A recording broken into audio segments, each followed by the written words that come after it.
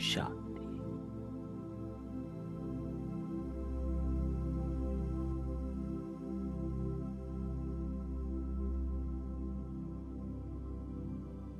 ओम शांति।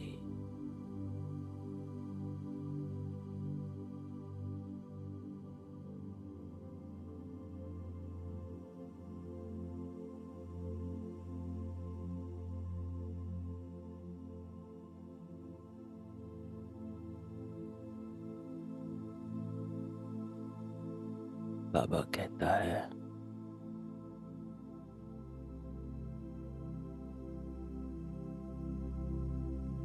सभी अव्यक्त रूप में स्थित हो।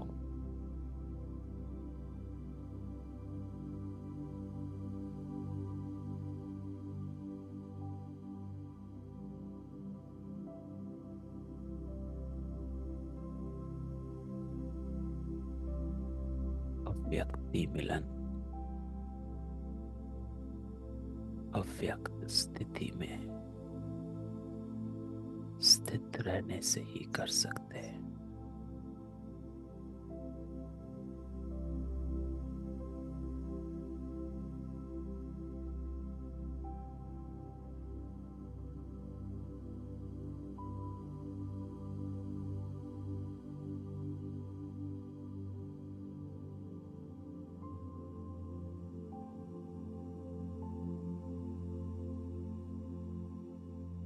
अव्यक्त स्थिति अर्थात सदा हर संकल्प, हर कार्य अलौकिक।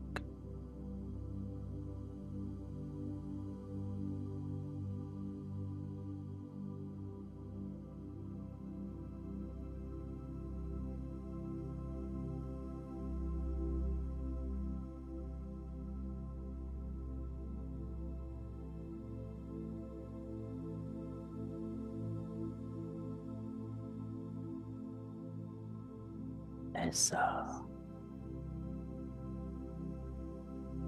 अलौकिक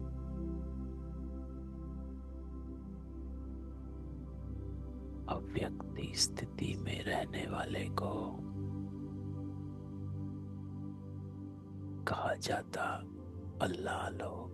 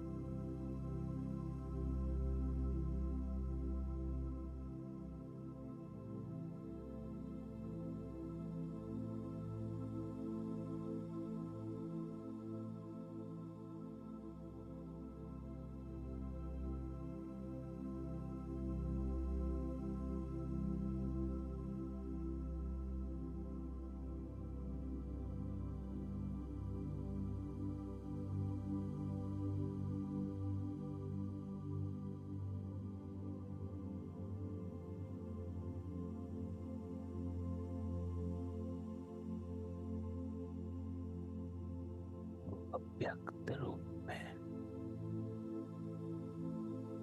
स्थित हो जाओ। अलौकिक हो जाओ। व्यक्त भाव, व्यक्त देश, व्यक्त संबंध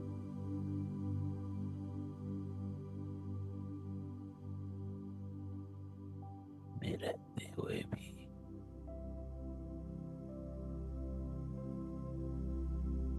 सबसे न्यारे हो जाओ।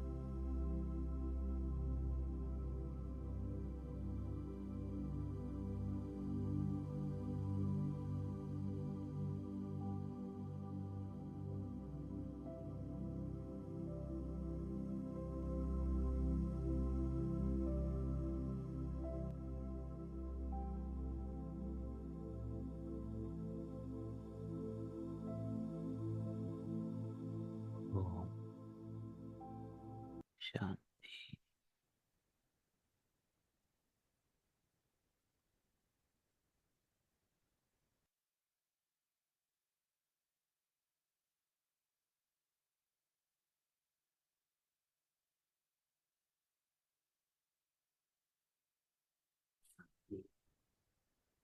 सब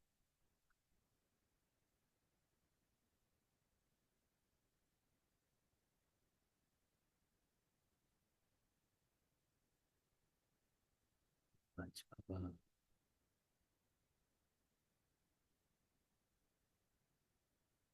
प्रीत बुद्धि की निशानियां।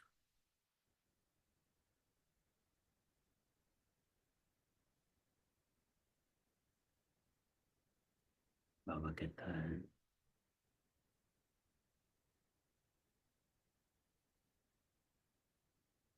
कि है प्रीत बुद्धि, और दूसरा विपरीत बुद्धि।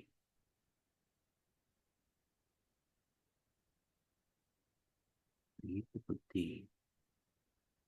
इसे कहा जाता है। आज बाबा उनको बताता है, और इम्पोर्टेंट ये बाबा कहता,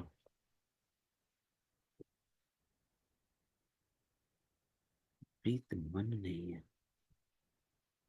प्रीत बुद्धि को कहा गया।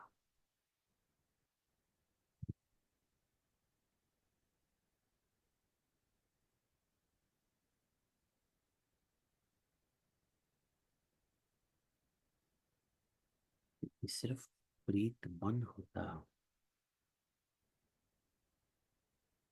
तो मन सिर्फ संकल्प करता, तो भक्ति में मन का कनेक्शन है, ज्ञान में बुद्धि का कनेक्शन है। क्यों? क्योंकि बुद्धि परखती है और निर्णय करती है।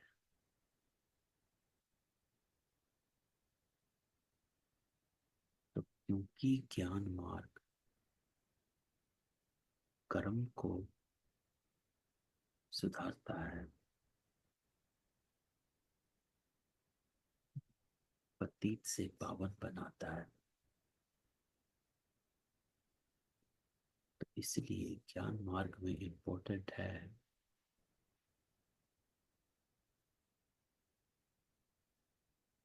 स्वयं का परिवर्तन। लक्ष्य है इसको बाबा कहता हूं। भक्ति मार्ग में लक्ष्य नहीं है,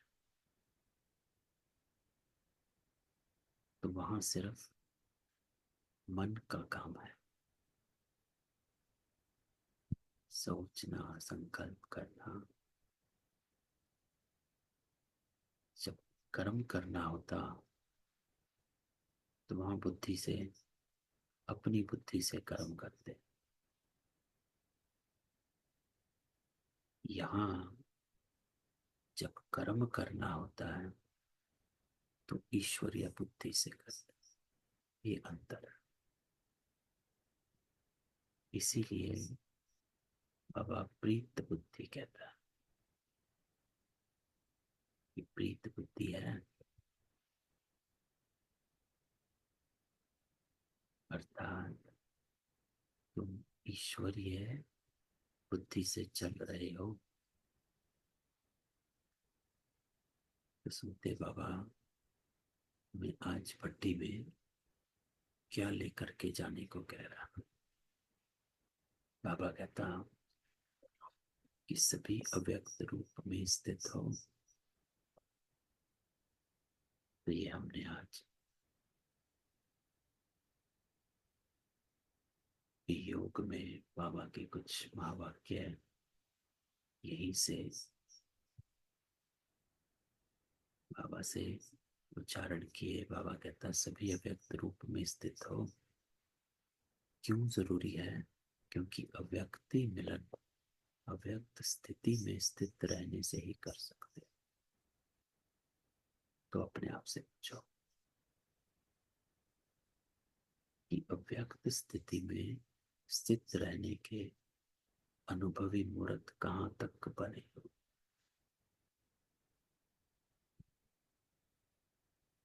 बाबा कहता है कि अव्यक्ति स्थिति में रहने वालों का सदा हर संकल्प हर कार्य अलौकिक होता है। तो ये चेकिंग है कि मैं व्यक्त स्थिति में स्थित हूं कि नहीं। अपने संकल्प और कर्म को चेक कर लो। अलौकिक अर्थात कोई भी लौकिक बना नहीं, कोई भी देवान नहीं, अटैचमेंट है। इसको बाबा कहता ऐसा अव्यक्ति भाव में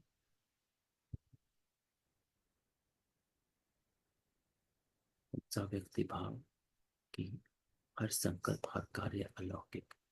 ऐसा अव्यक्ति भाव में व्यक्त देश और कर्तव्य में रहते हुए भी कमल पुष्प के समान न्यारा और एक बाप का सदा प्यारा रहता है। तो बाबा ने दो बातें कही। एक, अव्यक्त रूप में स्थित हो जाओ। दूसरा, अव्यक्त रूप में स्थित होना अर्थात हर संकल्प हर कार्य अलौकिक।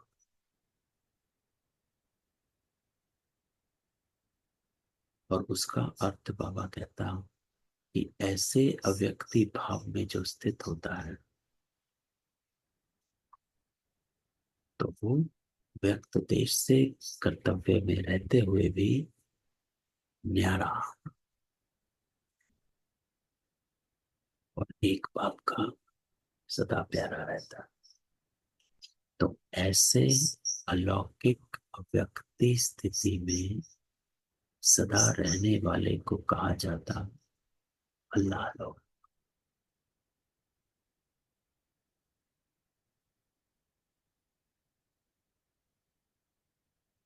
तो होमवर्क बाबा देता कि अपने को अलौकिक अव्यक्ति स्थिति में स्थित रखो अर्थात डिटैच, अर्थात हर संकल्प हर कार्य अलौकिक।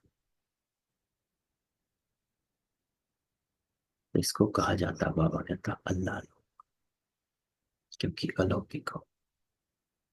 टाइटल तो और भी है। बाबा कहता ऐसे को ही प्रीत बुद्धि कहा जाता है।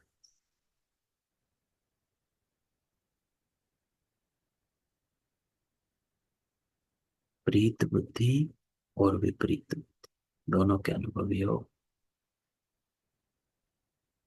यहाँ तो बाबा कहता प्रीत बुद्धि बनना है।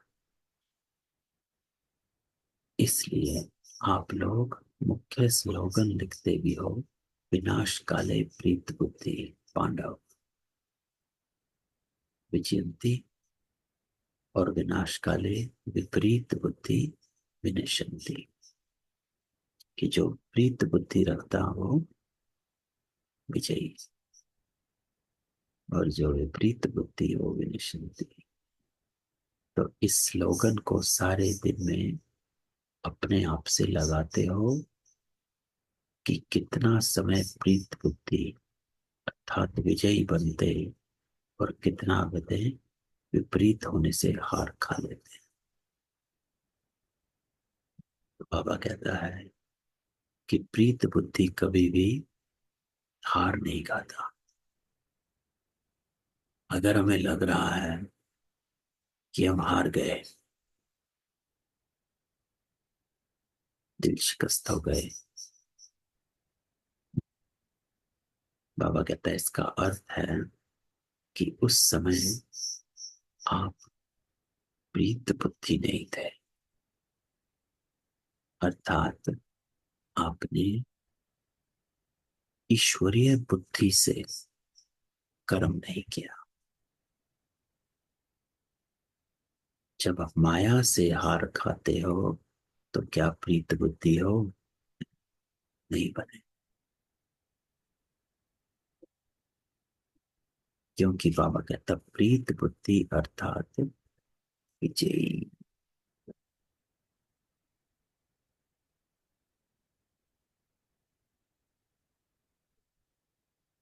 तो किसकी बुद्धि से कर्म किया? जब हारे। तो बाबा कहता है तो जब दूसरों को सुनाते हो कि विनाश काले विपरीत बुद्धि मत बनो, प्रीत बुद्धि, तो अपने को भी देखते हो कि इस समय हम प्रीत बुद्धि हैं या विपरीत बुद्धि।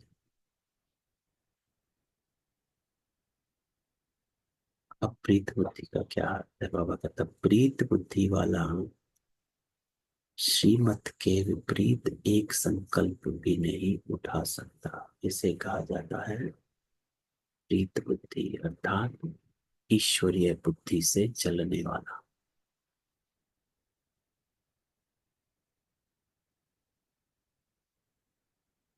तो अगर श्रीमत के विपरीत संकल्प वचन या कर्म होता तो क्या उसको प्रीत बुद्धि कहेंगे?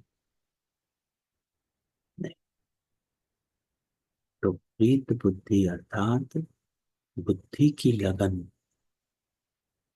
व प्रीत एक प्रीतम के साथ लगी हुई हो। तो ये इम्पोर्टेंट ज्ञान मार्ग में, इसलिए इसको बुद्धि का योग कहा गया, योग बल कहा गया। तो प्रीत बुद्धि अर्थात बुद्धि की लगन व प्रीत एक प्रीतम के साथ लगी हुई हो, अर्थात ईश्वरीय बुद्धि पर चलना। जब एक के साथ सदा प्रीत है तो अन्य किसी भी व्यक्ति और वैभवों के साथ प्रीत जुट नहीं सकती। क्यों? क्योंकि प्रीत बुद्धि अर्थात सदा बाप दादा को अपने सम्मुख अनुभव करेंगे। क्यों? क्योंकि वो बाबा से कनेक्टेड है, ईश्वरीय बुद्धि से चल रहे हैं। जब बाप सदा सम्मुख है तो ऐसे सम्मुख रहने वाले कब विमुख नहीं हो सकते। विमुख होते हैं अर्थात बाप सम्मुख नहीं है। तो ऐसा प्रीत बुद्धि बनना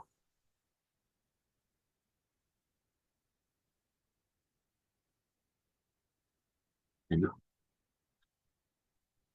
तो प्रीत बुद्धि का अर्थ बाबा ने क्या बताया कि प्रीत बुद्धि अर्थात ईश्वरीय बुद्धि से चलने वाला।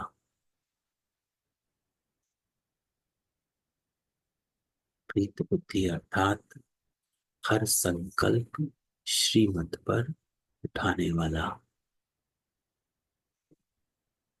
तो बाबा कहता है कि प्रीत बुद्धि सदा विजयी है।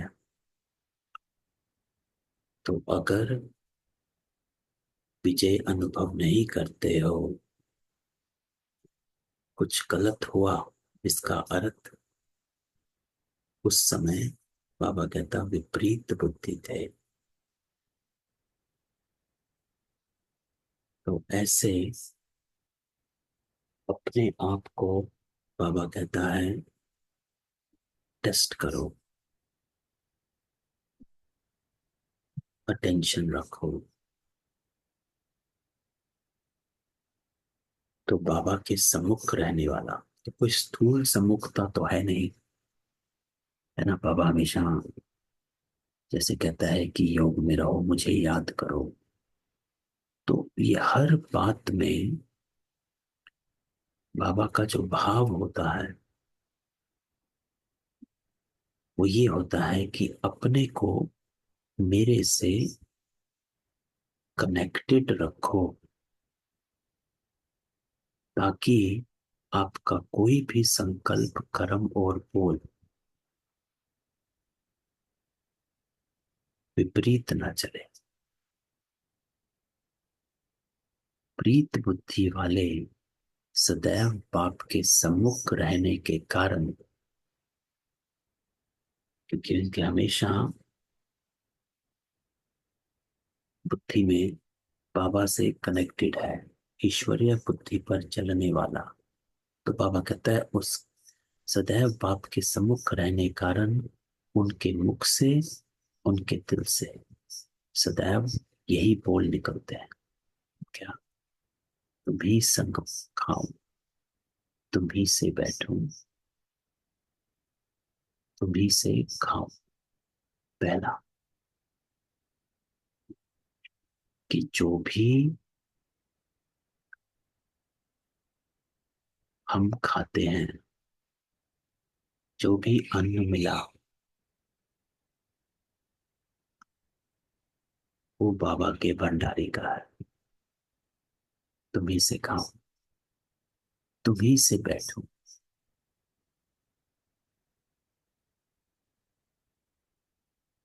किसके संग बैठे हो? या तो किसी परमत का संग है, या सत्य का संग है। सत्संग तारे कुसंग डुबोए। तब तुम्ही से बैठो, किसके संग बैठे हो?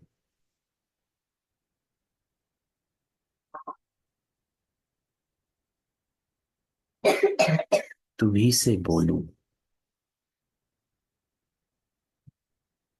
जो भी बात करनी, कुछ बात है तो किसी दूसरी आत्मा को सुनाओगे तो वो अपनी मत आपको देगा। नहीं ऐसे करो, ये करो, ऐसे करना चाहिए, उसको ये नहीं करना चाहिए, आपको ये करना चाहिए। तो बाबा हमेशा कहता है किसी को अपनी बात बोलो नहीं। क्यों? क्योंकि वो अपनी मत देगा। आपको चाहिए ईश्वरीय मत। तो तुम्ही से बोलो, जो भी बात है शिव बाबा से। इसी को कहा जाता है सर्व संबंध एक से निभाना। फिर है तुम्ही से सुनो, किसी और से नहीं सुनना। क्यों? क्योंकि हर कोई अपनी मत देता है, और किसी और की मत श्रीमत है नहीं, तो किसी और की सुननी नहीं है। सुननी एक शिव बाबा की। इसी को कहा जाता तुम्ही से सर्व संबंध निभाओ, तुम्ही से सर्व प्राप्ति करो।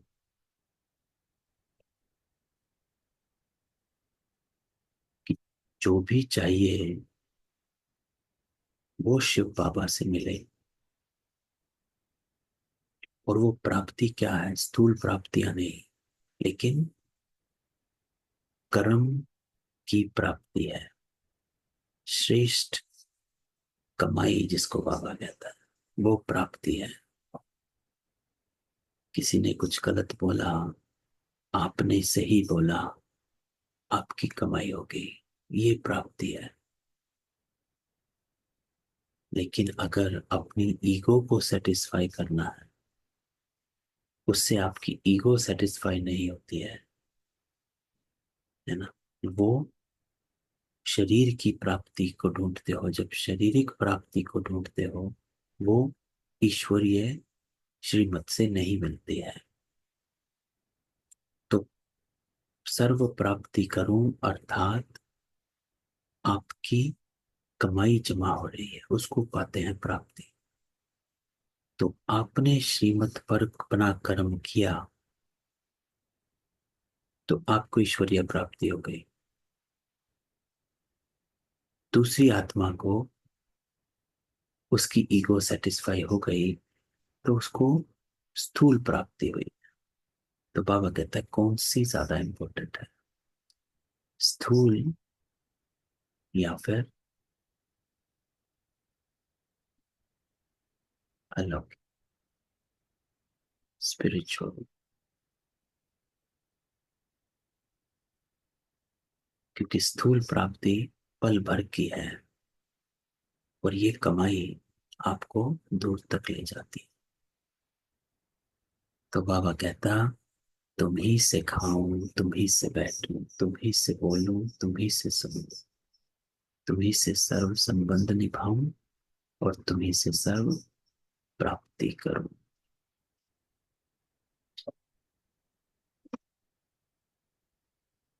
तो ये प्रीत बुद्धि है। क्यों?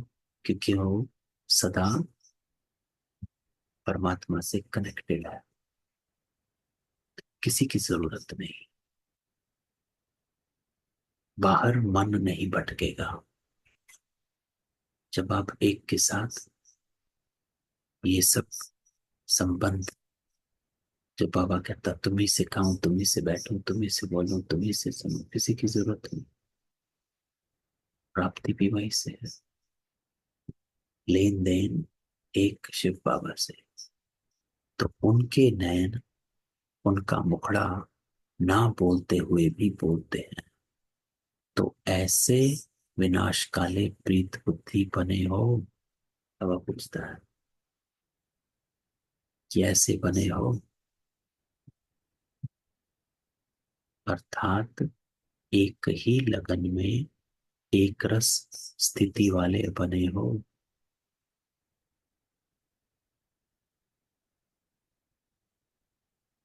तो ये बनना है।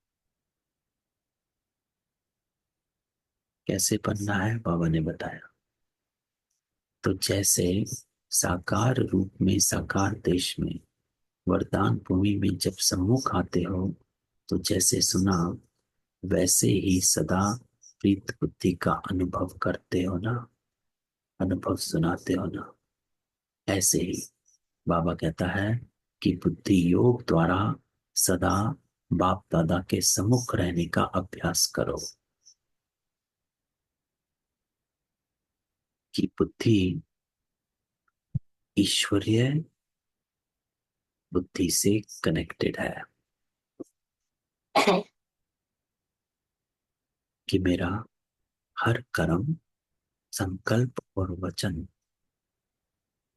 श्रीमत पर चल रहा है। तुम्ही से खाऊं, तुम्ही से बैठूं, तुम्ही से बोलूं, तुम्ही से सुनूं। तो क्या सदा प्रीत बुद्धि नहीं बन सकते? स्टे कनेक्टेड विथ योर बाबा।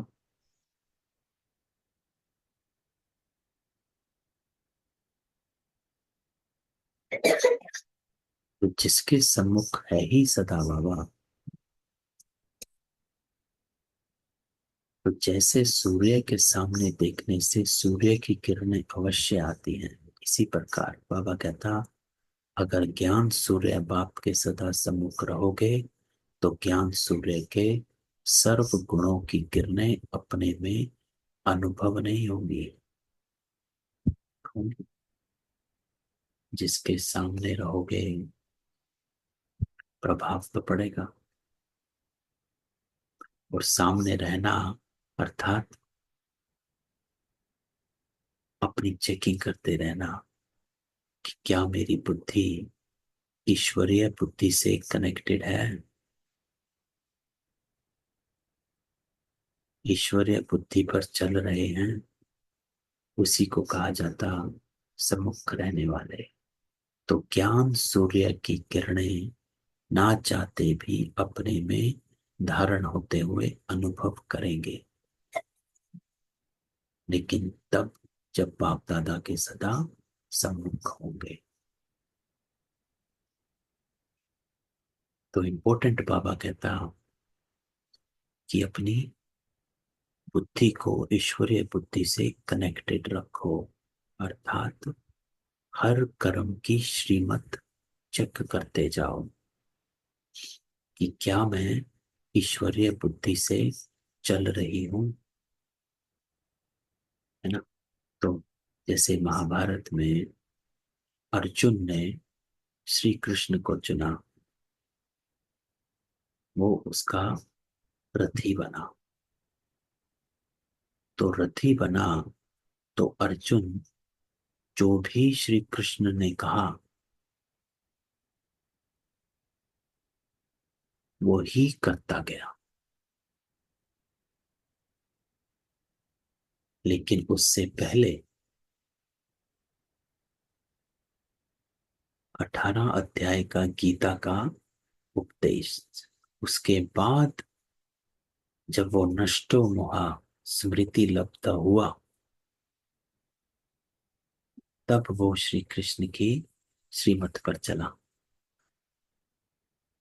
उससे पहले तो समझ रहे थे, आर्ग्यूमेंट चल रहा था कि नहीं, ये मैं ऐसे कैसे करूंगा, ये कैसे होगा, वो क्यों करना है, ये क्यों करना है। तो क्या क्यों चल रहा है?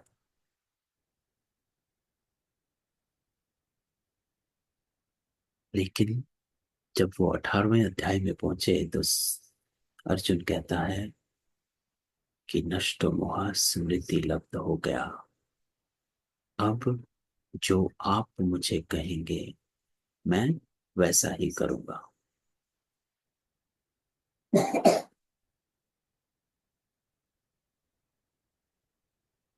तो नष्ट मोह स्मृति लब्ध अर्थात डिटैच और स्वमान। नष्ट मोह अर्थात डिटैचमेंट, स्मृति लब्धा अर्थात अपने स्वमान में स्थित हो जाना। तो जब वो अपने स्वमान में स्थित हो गया तो ईश्वरीय बुद्धि पर चलने लगा। तो यही बाबा हमें कहते कि नष्टो मोह बनो, स्मृति लब्ध बनो, तब तुम मेरी श्रीमत पर चल सकते हो। तो जो सदा बाबा के सम्मुख अनुभव करते हैं उन्हों की सूरत पर क्या दिखाई देगा, जिससे आप स्वयं ही समझ जाएंगे कि सदैव बाप के सम्मुख रहता है। जो साकार में भी सम्मुख रहते हैं उन्हों की सूरत पर क्या रहता है। साकार में सम्मुख रहने का तो सहज अनुभव कर सकते हैं। बहुत पुराना शब्द, रिवाइज कोर्स चल रहा है ना, तो पुराना शब्द भी रिवाइज हो रहा है। यह भी बुद्धि की ड्रिल है। बुद्धि में मनन करने की शक्ति आ जाएगी तो उनके सूरत पर क्या दिखाई देगा। तो बाबा कहता, एक तो उनकी सूरत पर अंतर्मुखता की झलक रहती है, दूसरा संगम युग की और भविष्य की सर्वस्वमान की पलक रहती है ना। अंतर्मुखी अर्थात नष्ट मोह, संगम युग की भविष्य की सर्वमान की फलक अर्थात स्मृति लब्धा। तो जो ये रहता है वो है बाबा कहता, जो सदैव बाप के सम्मुख रहता है उसकी सूरत पर ये दिखाई देता है अंतर्मुखता की झलक और भविष्य की फलक। समझा? एक झलक दिखाई देती, दूसरा फलक। तो ऐसे सदैव ना सिर्फ फलक दिखाई दे लेकिन झलक भी दिखाई दे, हर्षित मुख के साथ अंतर्मुखी भी दिखाई दे, है ना। सिर्फ स्मृति लब्धा नहीं होना है, नष्टो मोहा भी हो। और सिर्फ नष्टो मोहा नहीं होना है, सिर्फ डिटैचमेंट नहीं कि हाँ डिटैच हो गए, स्मृति लब्ध भी हो, अपना स्वमान भी हो। क्योंकि स्वमान आपके कर्तव्य को रिमाइंड कराता है कि आप सत्युग की आत्मा हो, दाता महादानी आत्मा हो। तो वो आपको आपका कर्तव्य याद दिलाता है। तो ना सिर्फ नष्ट मोह और ना सिर्फ स्मृति लब्धा, दोनों। ऐसे को कहा जाता सदा बाप के सम्मुख रहने वाले प्रीत बुद्धि। तो अगर सदा यह स्मृति रहे कि इस तन का किसी भी समय विनाश हो सकता है, तो यह विनाश काल स्मृति में रहने से प्रीत बुद्धि स्वतः हो ही जाएंगे।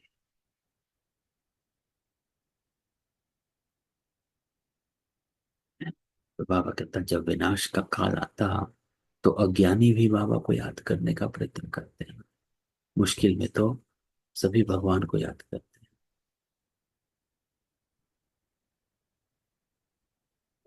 लेकिन परिचय के बिना प्रीत जुट नहीं पाती। तो अगर यह सदा स्मृति में रखो कि ये अंतिम घड़ी है, अंतिम जन्म है, अंतिम घड़ी, ये याद रहने से कोई भी याद नहीं रहे।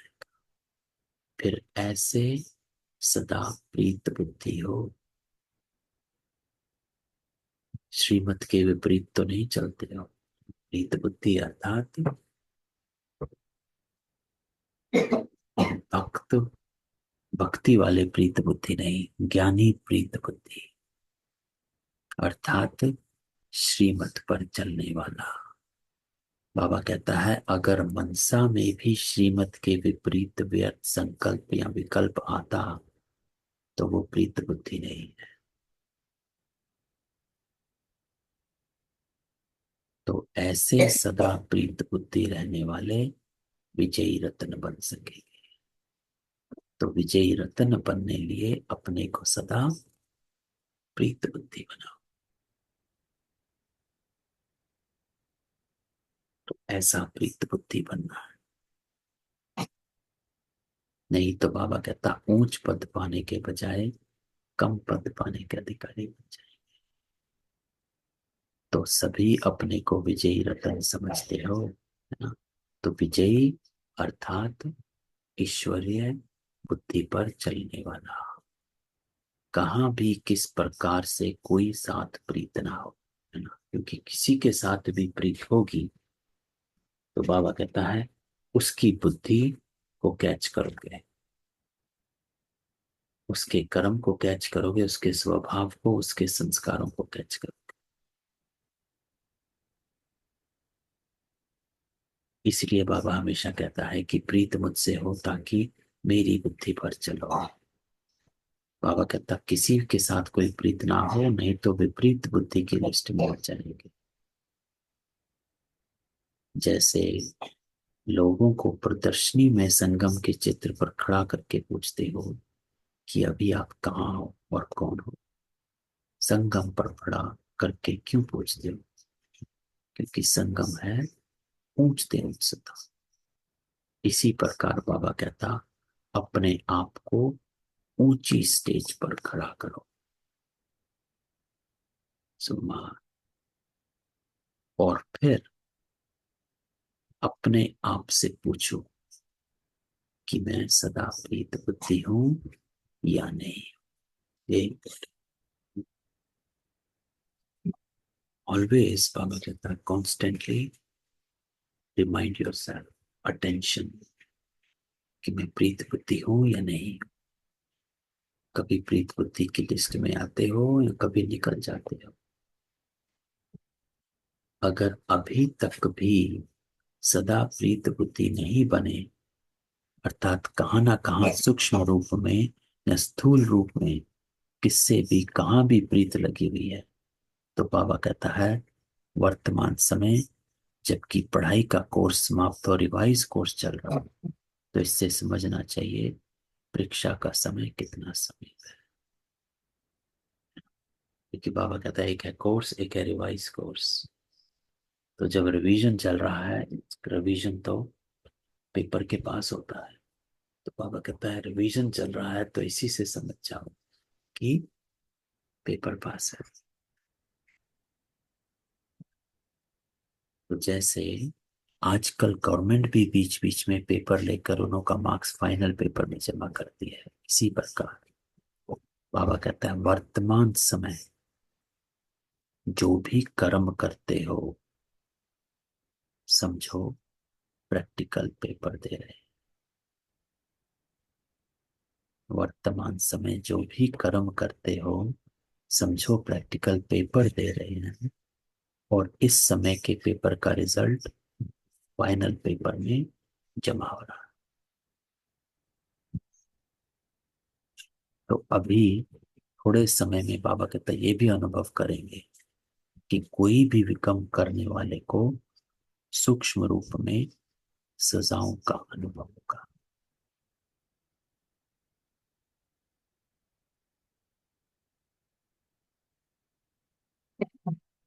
तो जैसे प्रीत बुद्धि वाले चलते फिरते बाप, बाप के चरित्र और बाप के कर्तव्य की स्मृति में रहने से बाप के मिलन का प्रैक्टिकल अनुभव करते, ऐसे बाबा कहता है विपरीत बुद्धि वाले सूक्ष्म सजाओं का अनुभव करते। सूक्ष्म सजाएं क्या होती है? परेशान हो जाना, ये सूक्ष्म सजा है। क्यों? क्योंकि प्रीत बुद्धि हुए। तो बाबा कहता है कि प्रीत बुद्धि रहो तो आपके मिलन का अनुभव करेंगे। तुम श्रीमत पर चल रहे हैं, इसलिए बाप दादा पहले से ही सुना रहे कि उन सजाओं का अनुभव कड़ा है। उनकी सीरत से हर एक अनुभव कर सकेंगे कि इस समय ये आत्मा सजा भोग रही है।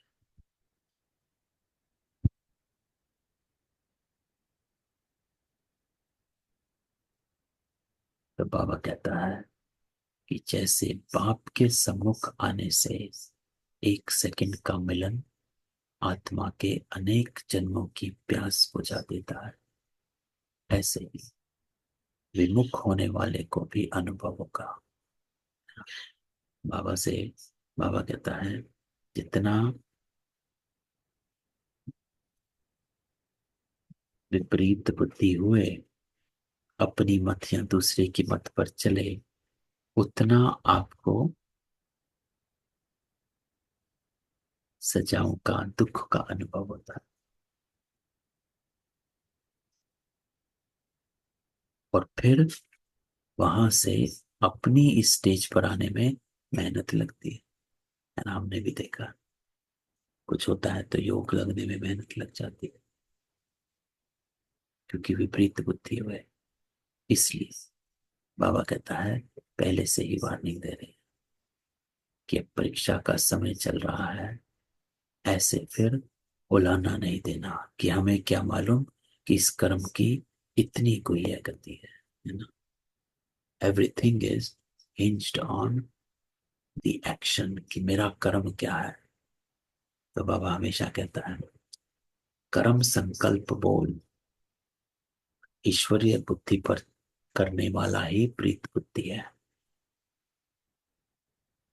इसलिए बाबा कहता सूक्ष्म सजाओं से बचने के लिए अभी से ही अपने आप को सदा सावधान रखो, गफलत ना करो। अगर जरा भी गफलत की तो जैसे कहावत है, एक का 100 गुना लाभ भी मिलता और एक का 100 गुना दंड। ये बोल प्रैक्टिकल अनुभव होगा। इसलिए बाबा कहता सदा बाप के सम्मुख सदा प्रीत बुद्धि बनकर रहो। अच्छा, तो सदा सम्मुख रहने वाले लक्की सितारों को बाप दादा नमस्ते करते हैं। ओम शांति। तो ये आज की बाबा की प्रीत बुद्धि की निशानियां। तो प्रीत बुद्धि का बाबा ने अर्थ बताया, क्या करना है, कैसे अपने को चेक करना है कि मैं प्रीत बुद्धि हूं कि नहीं।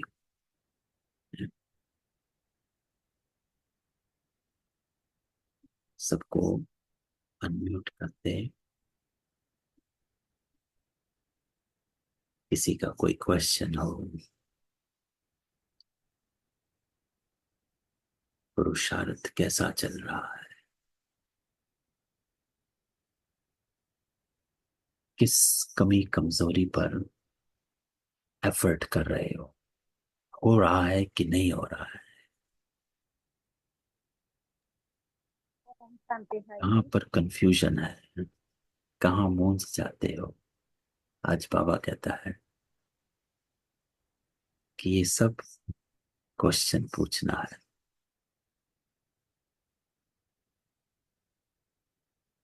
तो कैसे चल रहे हो? ओम शांति। ओम शांति भाई ओम जी। शांति भाई जी। ओम शांति। कैसे चल रहे हो? चल रहा है तेजी से नहीं। ऐसे नहीं चल रहा मतलब ऐसे कुछ स्पेसिफिक मतलब वो नहीं कि इस पे काम कर रहे हैं, लेकिन है। हाँ, कोई नहीं यार। कुछ कोशिश करते हैं कि बाबा का अनुभव कर सके, मतलब। और बाबा ने कहा मेरा अनुभव तभी कर पाओगे जब मेरी बुद्धि पर चलोगे। हम्म।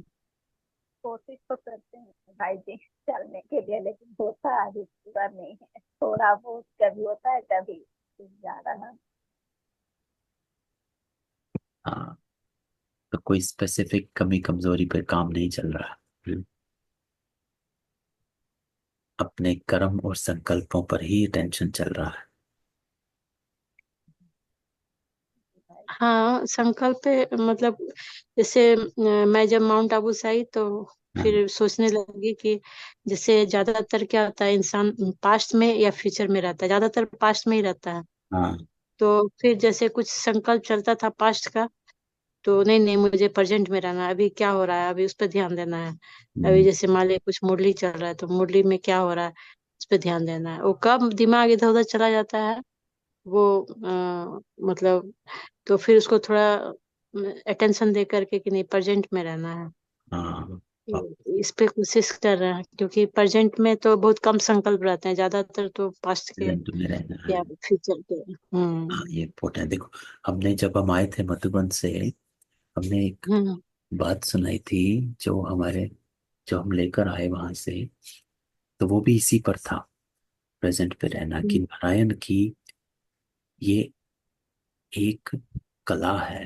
कला कहो या गुण कहो, कि वो प्रेजेंट में ही रहता है। जैसे वो सभा में बैठे हैं, मैंने पहले भी सुनाया था कि सभा हम्म। में जब वो एक आत्मा को देख रहे हैं और जब वो दूसरे को देखते हैं, तो भूल जाते हैं कि पहले किसको देखा था। उसमें ये हम्म। नहीं कि हाँ सबको भूल गए, लेकिन ये कि बुद्धि प्रेजेंट में रही, कि जिसको तुम देख रहे हो अटेंशन आपका वही है ना। जैसे दादी जानकी भी, आपको कहानी पता होगी कि दादी जानकी भी, कोई आत्मा उनको कुछ हुआ एक दिन पहले, और वो अगले दिन दादी जानकी को कहती है कि दादी जानकी कल ऐसा हुआ था, तो उसके लिए मैं, मुझे माफ करो, या गलतियां कुछ भी हुई, जो भी हुआ था। तो दादी तुरंत कहती है भाई ये तो कल था, मैं तो कब की भूल गई, आज तो आज है। तो जो प्रेजेंट में रहना आप कह रहे हो पूर्णिमा बहन, तो ये सबसे इम्पोर्टेंट हम्म। है कि प्रेजेंट हम्म। में रहना, ताकि पुराण, क्योंकि पास्ट ही आपके संकल्पों को डाइल्यूट करता हाँ, रहता है, बहुत बहुत सारा एनर्जी चला जाता है। एनर्जी लेकर जाता है। पास्ट में बहुत सारा तो एनर्जी चला जाता पुराने को कभी नहीं सोचना, आगे बढ़ो। तो यही एक नारायण की वो है, जो हम भी लेकर आए मधुबन से, कि ये वरदान कहो या बात कहो, कि हमने ये पकड़ लिया कि बस पुराना रखना ही नहीं है, आगे बढ़ना है, आगे सोचना है, बस। है। भाई जी, एक और चीज पूछना था कि जैसे सतयुग में कहते हैं ना 16 कला संपूर्ण, हाँ। और फिर त्रेता में 14 कला। तो 16 कला संपूर्ण का मतलब कि सारे गुण और शक्तियों में 100%, ये हुआ ना इसका मतलब? मतलब जो बोलते हैं ना 16 आना, मतलब 100%, 16 आना जैसे, हाँ हाँ। तो वही हुआ ना? या फिर ऐसा कुछ स्पेसिफिक गुण है 16, ऐसा कुछ नहीं ना? तो आप कह रहे हो कि 16 का क्या अर्थ है? हाँ, 16 मतलब 100%, हाँ मतलब सारे गुण और शक्ति में 100%, हाँ मतलब मैं जो समझी वो बोल रही हूँ। हाँ हाँ यही हाँ। हुआ ना? यही है, देखो, जो 16 कला क्यों कहते हैं, क्योंकि जो चंद्रमा है, मून जो है, हम्म। उसमें 16 सेलेस्टियल डिग्रीज है हम्म ना, हम्म 16 सेलेस्टियल हम्म डिग्रीज। तो इसीलिए ये 16 का, जैसे 16 आने सच बात, एक शुरू में भी 16 आने की बात होती थी कि 16 आने हैं, है ना, हम्म कि 1 रुपए, 16 आना जो है वो 1 रुपए को पूरा करता है। हम्म इसलिए कंप्लीटनेस की जो डेफिनेशन होती है वो 16, इसीलिए 16 कह गया। 16 आना क्या होता है, वो कंप्लीट करता है एक चीज को, इसलिए 16 कलाएं एक कंप्लीटनेस को डिफाइन करती है, इसलिए वो 16 नंबर है। और 16 में ये भी है, आप देखें, नॉर्थ ईस्ट साउथ वेस्ट, चार है ना डायरेक्शन, हम्म लेकिन हम्म। इसको अगर आप सारी डायरेक्शन देखेंगे कंपस में, आपको 16 डायरेक्शन मिलेंगे। नॉर्थ ईस्ट है, नॉर्थ ईस्ट साउथ वेस्ट, एक तो ये चार हो गए, फिर है north hmm east south west, north west south west, ऐसे आप अगर सारे देखेंगे 16 डायरेक्शंस होती है कंपस में। इसीलिए हर चीज की जो कंप्लीटनेस है वो 16 पे होती है, इसलिए 16 कला संपूर्ण कहा गया। इसलिए इसकी कंप्लीटनेस की डेफिनेशन है 16 जो हाँ जी नंबर है। जी। हम्म। हाँ, पहले मैं सोचती थी कि 16 जो कला मतलब 16 कुछ क्वालिटी जो हुआ वो मतलब काउंट करके, वैसा नहीं है, मतलब परसेंटेज में है।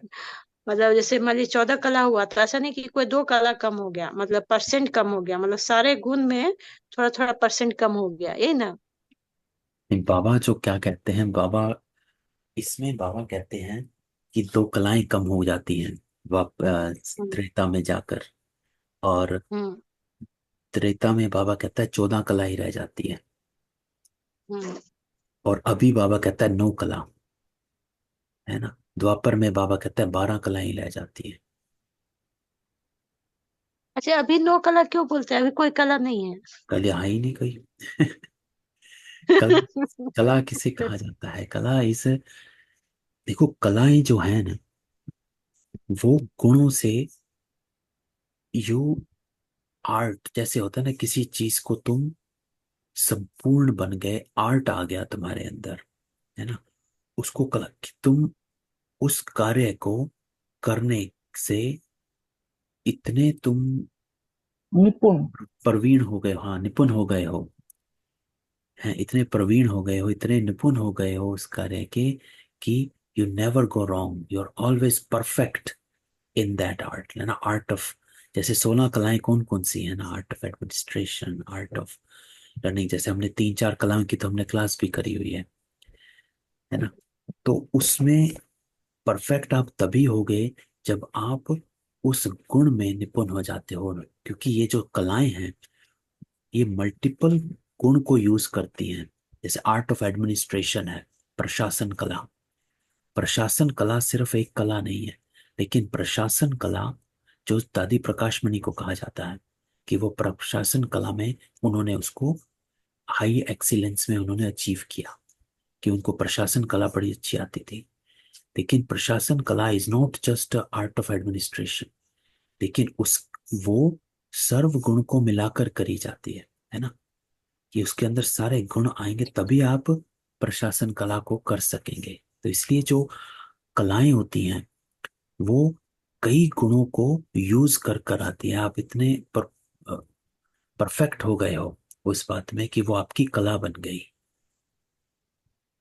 शांति भाई जी, हाँ जी। जैसे जो कला में आप इतने माहिर हैं, निपुण हैं, फिर हाँ वो उसमें कभी गलती नहीं होगी। जैसे हमारे हाँ से हाँ कभी कभी बहुत अच्छा भी होता है, लेकिन फिर कभी कभी उसी काम पे हम गलती भी करते हैं। हाँ तो फिर तो भी वो हम कला संपूर्ण नहीं हुए फिर। नहीं हुए अभी। हाँ हाँ, यानी हम कभी कभी फेल हो जाते हैं, तो फेल हो। फेल अगर हो गए हाँ कभी भी, हाँ यानी वी आर नॉट कंप्लीट, तो वहां पे हम घटे हुए कलाएं में, जैसे इसलिए अभी हम नो कला हो गए हैं कि हाँ हम कभी कभी चमकते हैं, कभी कभी फिर मुरझा जाते हैं।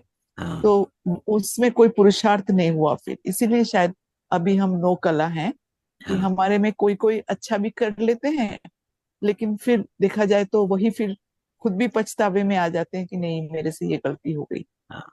1971 की एक मुरली है, मैं निकाल रहा हूँ। बाबा ने सिर्फ कलाओं पर ही मुरली चलाई है। एक,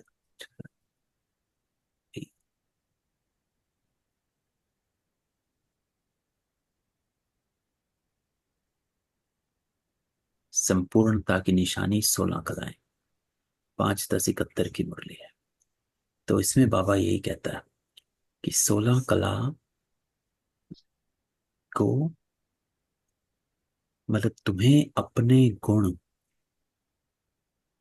ऐसे परफेक्ट बनाने, जैसे भी रीता बहन कह रही है कि ये नहीं कि आज तुमने मीठा बोल लिया कल तुम फिर वैसे हो गए, है ना। तो वो होता है कि वो अभी आप उस गुण को, उसका अभी एफर्ट चल रहा है कि हम बना रहे हैं। लेकिन जब आप, संपूर्ण नहीं हुए। हाँ, जब आप गुणधारी बन जाते हो, गुण स्वरूप बन जाते हो, तो वो आपकी कला बन जाएगी, तब कला हो जाती है। तो इसलिए तीनों अलग अलग हैं कि 16 कला संपूर्ण, संपूर्ण निर्विकारी, है ना, सर्वगुण संपन्न। जब जब आप सर्वगुण संपन्न हैं, तभी आप 16 कला संपूर्ण बनेंगे। आप सिर्फ 16 कला संपूर्ण नहीं बन सकते और आप कम गुण संपन्न हैं, ये नहीं। ये तीनों चीजें इकट्ठी होती हैं, है ना। ये तीनों चीजें इकट्ठी होती हैं, तब आप बनते हो। अलग अलग नहीं होता है। ईच कॉम्प्लीमेंट्स द अदर, हाँ, ईच इज एक, responsible या all together. एक दूसरे की पूर्ति करते हैं, मतलब है ना, कि एक दूसरे को, एक एक चीज दूसरे की पूरक है। आप Correct. निर्विकारी भी ऐसे नहीं बन सकते, आप में गुण होंगे तभी निर्विकारी बनोगे, है ना। और गुण भी, ये सब तो सब एक दूसरे के पूरक हैं, तो एक दूसरे को भरते हैं। तो इसलिए बाबा कहता है पहला काम है आपका अपने को देवी गुण धारण करना, फिर धीरे धीरे वो कला बन जाएगी। जैसे आप करते रहेंगे तो आपकी कला बन जाएगी, है ना। इसमें शक्ति जैसे आएगा दीदी? हाँ जी, नहीं शक्ति नहीं है, देखो देवताओं में शक्ति शक्ति नहीं है, नहीं आएगा। क्योंकि शक्ति जो हम्म है वो गुण का रूप बन गई। शक्तियां जो हम्म। होती है वो गुण का हाँ रूप होती समझ गए भाई जी, है हाँ ना। हाँ हाँ, वो मतलब पहले पहला स्टेज हो गया शक्ति, हाँ, गुण से पहले हो गया। शक्ति से ही हम गुण को लाने की कोशिश करते हैं, है ना। हम्म। जैसे किसी ने कहा था एक बार कि ये 16 कलाएं अगर हम वैसे कलाएं गिनवाने जाएं, वैसा नहीं है ये। हाँ, ये एक एक अलग ही चीज है, विच कंप्लीट्स द होल, लाइक भाई जी कंप्लीट। समझा रहे हैं। हाँ और हाँ जैसे आपने सर्कल का, आपने जो चंद्रमा की कलाएं और जो हाँ डायरेक्शन से समझाया, इससे मेरे को अचानक ये भी याद आया कि जैसे एक सर्कल, हाँ आप एक केक, गोल केक को काटो, तो हाँ like this is how we divide it ना, पहले 4 काटते हैं, फिर उनके बीच हाँ बीच में से हम 8 काटते हैं, फिर उसके हाँ बीच बीच में से काटते हैं, तो वो हाँ 16 बन जाते हैं। हाँ। तो इट सर्कल कंप्लीट होता है, इट इज चंद्रमा का भी वैसे ही, yes, it's a yes, completing a circle. Yes. उसी का अगर हम और भी डिवाइड कर सकते हैं तो 32 भी हो सकते हैं, तो हाँ इसलिए 16 मतलब वैसे गिनने में 16 नहीं, बट हाँ, it's a complete circle. completeness, yes, it's a definition of completeness।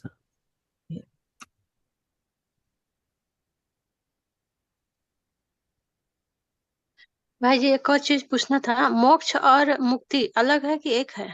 अरे कितनी बार बाबा ने बताया है, पूर्णिमा हाँ बहन। बाबा बताया लेकिन मैं भूल गई। अच्छा, नहीं नहीं, अलग है, बिल्कुल अलग। देखो मोक्ष, बाबा हमेशा कहता है मोक्ष तो मुझे भी नहीं मिलता, है ना। मोक्ष होता है कि आप ड्रामा। देह में आए ही नहीं, आप सिर्फ ऊपर ही रहे। क्योंकि देह में आने से उसको मोक्ष नहीं कहा जाता। मोक्ष है कि आप देह में नहीं आए। तो बाबा इसलिए कहता है कि मुझे भी मोक्ष नहीं मिलता, क्योंकि देह तो मुझे भी लेनी पड़ी, है ना। ब्रह्मा बाबा में आए और अपना कर्म किया, है ना। तो इसलिए बाबा कहता कोई भी मोक्ष को प्राप्त नहीं करता है। और और मुक्ति मोक्ष को प्राप्त करने में कोई ग्रेटनेस भी नहीं है कोई शायद, अगर आप ग्रेटनेस भी काम नहीं ही है। नहीं करो। हाँ, तो वही बाबा कहता है कि करोगे क्या भाई, तुमने कुछ काम ही हम्म। नहीं किया, वहां पे रहने से क्या होगा, है ना। और मुक्ति जो है वो है मुक्ति हाँ, धाम में ये रहना, तो समझ। है ना। हाँ, वहां रहना बस, जब तक आपका पाठ शुरू नहीं हुआ है तब तक आप मुक्ति में हो। तो इन दोनों का इंग्लिश ट्रांसलेशन कोई है स्पेसिफिक? मोक्ष मोक्ष को, और वैसे मुक्ति का मोक्ष अलग? को मैंने देखा इंग्लिश में मोक्षा ही कहते हैं, मुखे एस एच ए, देयर है इज ना। नो और specific word term as such. मुक्ति को लिबरेशन कहते हैं, है ना। But I don't think there is any other word for moksha, English word. जैसे आनंद का भी कोई पर्टिकुलर ट्रांसलेशन ऑफ इंग्लिश, आनंद और ब्लिस, ब्लिस आनंद को वैसे ब्लिस ब्लिस कहते कहते हैं। हैं, ब्लिस कहते हैं हम्म, आनंद को। जी। लेकिन भाई जी आनंदा सुख। टर्म भी यूज कर रहे हैं आजकल। कहाँ पे एक आनंदा टर्म, हाँ बोलिए बोलिए पूर्णिमा बहन, आप क्या बोलते थे? नहीं, मैं बोल रही थी सूक्ष्म वतन में संकल्प चलते हैं, तो विकर्म भी बनते होंगे, जैसे अगर अच्छा संकल्प नहीं चला तो। सूक्ष्म वतन में पूर्णिमा बहन, अगर आपके संकल्प चल रहे हैं तो इसका मतलब बाबा जैसे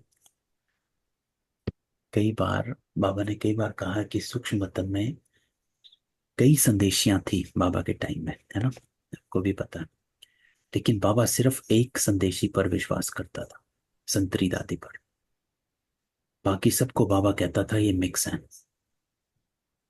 बाबा कभी किसी को के ऊपर विश्वास नहीं करता था। क्यों? क्योंकि वो मिक्स किया। तो जब आप कह रहे हो कि सूक्ष्म वतन में संकल्प चले, तो अगर सूक्ष्म वतन में अपने संकल्प चल रहे हैं तो बाबा उसको कहता है कि ये आपके क्या है कि मिक्स हो रहा है। तो वहां पर मतलब ही यही है कि सूक्ष्म वतन में अगर कोई संदेशी पहुंचती है तो आप संदेश लेने गए हो। इसका मतलब अपनी बुद्धि को स्विच ऑफ करो, अपने संकल्पों को बंद करो, जो बाबा तुम्हें बता रहा है, करा रहा है, उसको एज इट इज लेकर आओ। तो इसलिए ब्रह्मा बाबा जो था संतरी दादी को भेजता था और उन्हीं को कहता था कि आप पूछ के आओ, और उन्हीं पर ही विश्वास करता था कि आप बताओ। बाकी सब पर नहीं करता, क्योंकि बाबा कहता था बाकी सब मिक्स कर देती है। कुछ बाबा ने बताया, कुछ अपना मिक्स करके बता दिया, है ना। तो भाई चल। जी, मतलब जैसे कि अभी जब शरीर में है और जब जा रहे हैं सूक्ष्म बदन में, उसका बात नहीं।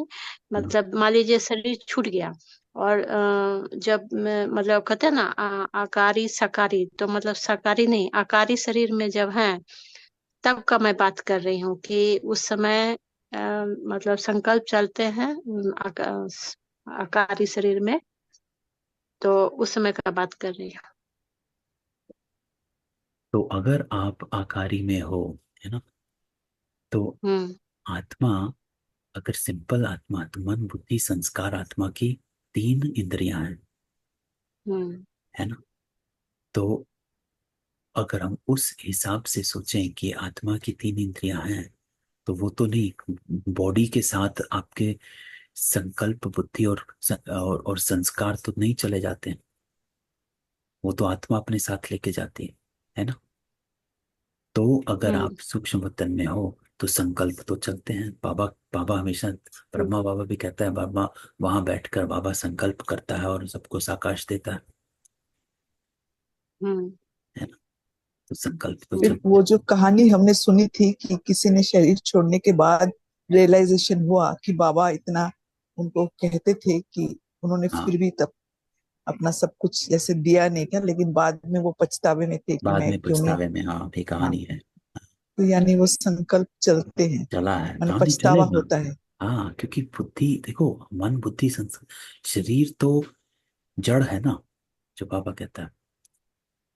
तो आत्मा तो हाँ, फिर, शरीर जड़ है, लेकिन वो बीज जो है वो ये जड़ में आने के बाद ही एक्टिव हो जाता है, मतलब ज्यादा। हाँ जैसे दुनिया में भी बीज रोपेंगे मिट्टी में तो वो फल फ्रूट हाँ सब बनता है। हाँ, तो ये जो मिट्टी का जो शरीर है, इसमें जब आत्मा चैतन्य आत्मा आती है, तब वो उनका जो सारा चीज है वो एक्टिवली दिखाई देता है बाहर से, कि वो हम्म, क्या सोच रही है क्या बोल रही है।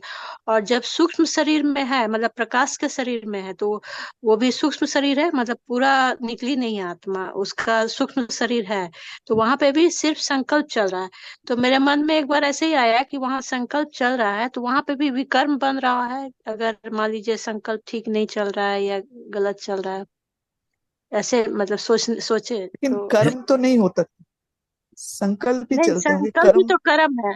संकल्प ही तो कल्प कर्म है। चला, तो संकल्प तो चला, लेकिन बाबा ने एक मुरली, जैसे मुरलियों में कई बार बाबा कहता है कि आत्मा दुख और सुख जो है वो शरीर में ही भोगती वो है ना।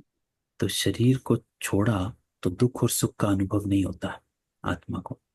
तो जब आप कहते हो कि संकल्प चले सूक्ष्म वतन में, तो हम्म। अगर कोई आत्मा, अगर आप देखें कोई आत्मा सूक्ष्म वतन में बैठ पहुंची है ना, तो वहां पर अगर पहुंची है, तो ये तो है नहीं कि वो गलत आत्मा सूक्ष्म वतन में पहुंचेगी।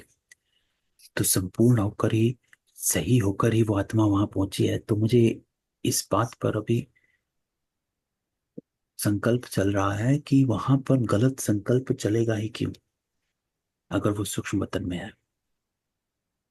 पहले तो सब तो हमको नहीं लगता है कोई जाते सूक्ष्म सूक्ष्म। वतन में रहेगा ही नहीं भाई जी, है है ना, जी। केवल सिर्फ ब्रह्मा बाबा ही हैं वहां पे, हाँ वहां पे बाकी लोग कोई तो नहीं, वहां पे तो कोई है नहीं, है ना। रहेगा ही नहीं। हाँ, पहुंच रहेगा नहीं ही सकता। नहीं। हम्म।